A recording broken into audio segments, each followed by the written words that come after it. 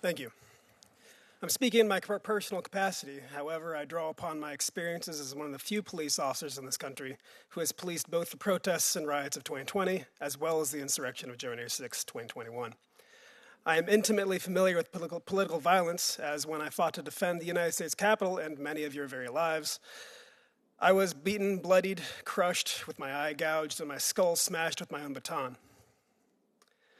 Political violence is a worthy topic for discussion. However, the press release I saw from the subcommittee chair made it clear that this was not going to be an honest consideration of various causes and effects, but rather a ham-fisted attempt to propagate the unsupported notion that liberal ideology is the greatest origin of modern political violence. This is particularly galling to me, since every single member of the majority on the subcommittee has either contributed to one of the most infamous examples of conservative political violence of our age or the protection of its perpetrators.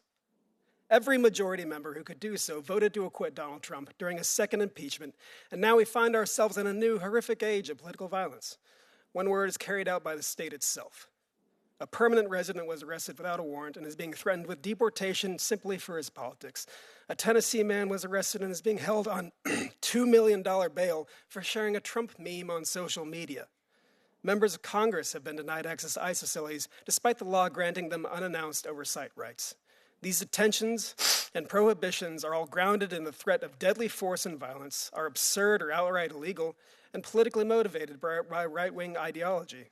The fact that these actions are carried out by agents of the state doesn't make them acceptable, it makes them far worse. The current administration is doing whatever it can to downplay the threat that right-wing violence presents to the United States, including literally erasing data.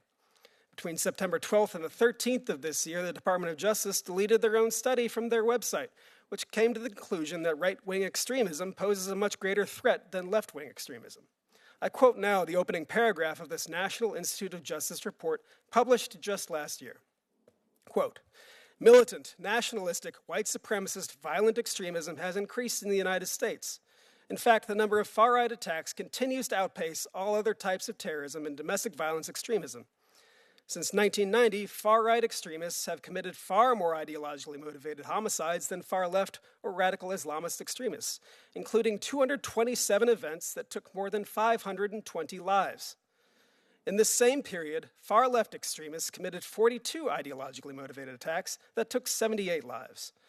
A recent threat assessment by the U.S. Department of Homeland Security concluded that domestic violent extremists are an acute threat and highlighted a probability that COVID-19 pandemic-related stressors, long-standing ideological grievances related to immigration, and narratives surrounding electoral fraud will continue to serve as a justification for violent actions. There will always be those who seek to further their own political agenda through extra-legal violence, and that is what law enforcement is for. But to reduce the risk of the population at large from falling into radicalization, the solution is simple. It's unfettered democracy. One of democracy's greatest assets is how, when unsullied, it provides a mechanism for everyone to have their voice heard. And when people believe their government speaks for them in some manner, then they're less apt to seek violent means to accomplish their political agendas. So make voting easier, not harder. Stop gerrymandering people into oblivion. Stand on the strength of your ideals, not the depth of your donors' pockets.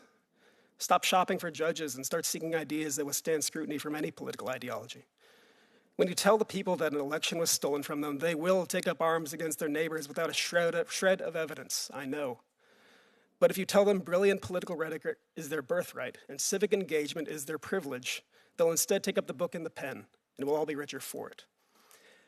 And when you, just so you know that this is the helmet that U.S. Capitol Police Officer Brian Sicknick wore on January 6, 2021, and he died the following day. The family member just got back that today. Thank you.